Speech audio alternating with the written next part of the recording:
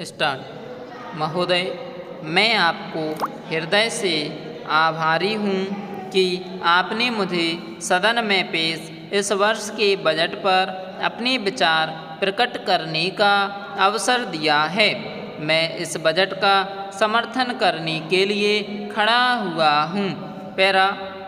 श्रीमान, मैं सबसे पहले अपने दल के नेता अपने प्रधानमंत्री जी को इस बात के लिए बधाई देना चाहता हूं कि उनके नेतृत्व में देश में इस वर्ष हुए आम चुनाव में अपने दल को स्पष्ट बहुमत मिला और उसके फलस्वरूप यहाँ केंद्र में एक ऐसी सरकार का गठन हुआ जो कि वास्तव में देश में समाजवाद लाना चाहती है।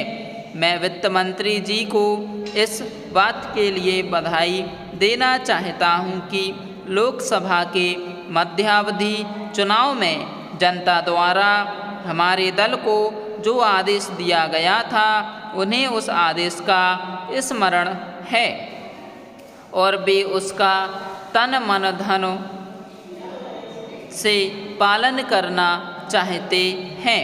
वह आदेश था देश में सामाजिक और आर्थिक विषमता दूर करना, देश से गरीबी, बेकारी और बेरोजगारी को हटाना और देश के पिछड़े भागों का संतुलित विकास करना।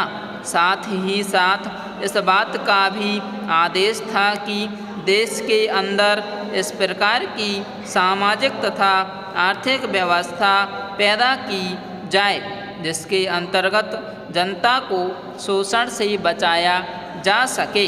पैरा। वास्तविकता यह है कि देश में कृषि के क्षेत्र में उत्पादन में वृद्धि हुई है, लेकिन इसके साथ साथ यह भी दृष्टि में रखा जाना चाहिए कि खेती की लागत में काफ़ी वृद्धि हुई है। इसके लिए आवश्यक है कि सिंचाई के साधन बढ़ाए जाएं और अधिक अच्छे बीजों का आविष्कार किया जाए। आज किसानों को कृषि के यंत्र मिलने में बहुत कठिनाई हो रही है। जैसे छोटे छोटे ट्रैक्टरों का देश में बहुत अभाव है। इनको बनाने के लिए जल्दी नए कारखाने खोले जाएं, जिससे किसानों को जल्दी जल्दी ट्रैक्टर प्राप्त हो सकें।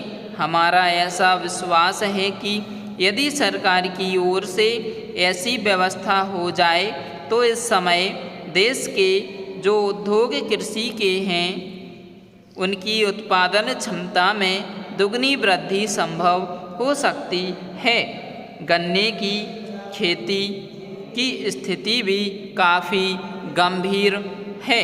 मैं माननीय सदस्यों का ध्यान इस बात की ओर आकर्षित करना चाहता हूं कि स्थिति यहाँ तक पहुँच चुकी है कि मिलों के ऊपर किसानों का कई सालों से गन्ने का मूल्य बकाया पड़ा है, जिसकी अदायगी नहीं हो रही है।